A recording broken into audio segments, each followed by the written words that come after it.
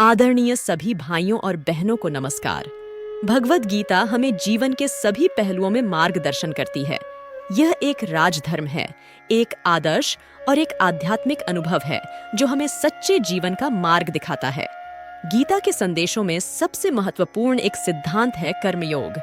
कर्मयोग हमें कर्म करने का तरीका सिखाता है, बिना भावनाओं के कर्म को करने का निर्देश देता है। यह हमें सिखाता है कि कर्म का परिणाम हमारे भावों में नहीं, बल्कि हमारे कर्मों में होता है।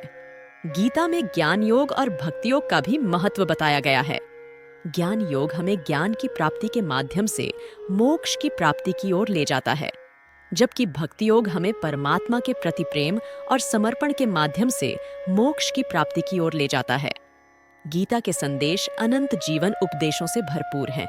यह हमें जीवन के हर क्षण में सहजता, समर्पण और सामर्थ्य के साथ चलने का मार्ग दिखाते हैं।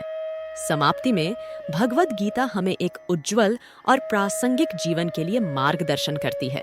यह हमें आत्मविकास, शांति और संतोष की दिशा में अग्रसर करती है। हम सभी को अपने जीवन में गीता के महत्वपूर्ण संदेशों को अपनाने की प्रेरणा लेनी चाहिए। सांख्य योग, ज्ञान योग और कर्मयोग के तत्वों के बारे में भगवद गीता के प्रस्थान में ये 3 श्लोक अत्यंत महत्वपूर्ण हैं। ये श्लोक गीता के आध्यात्मिक उद्देश्य को प्रस्थापित करते हैं। यदा यदा हि धर्मस्य ग्लानिर्भवति भारत, अभ्युत्थानमधर्मस्य तदात्मानं सृजाम्यहम्। योग कर्मसु कौशलं कर्मण्येवाधिकारस्ते मा फलेषु कदाचन, मा कर्म फलहेतुर्भूर्मा ते संगोस्त्व कर्मणि।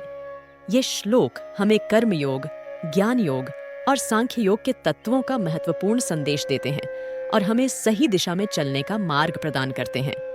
धन्यवाद।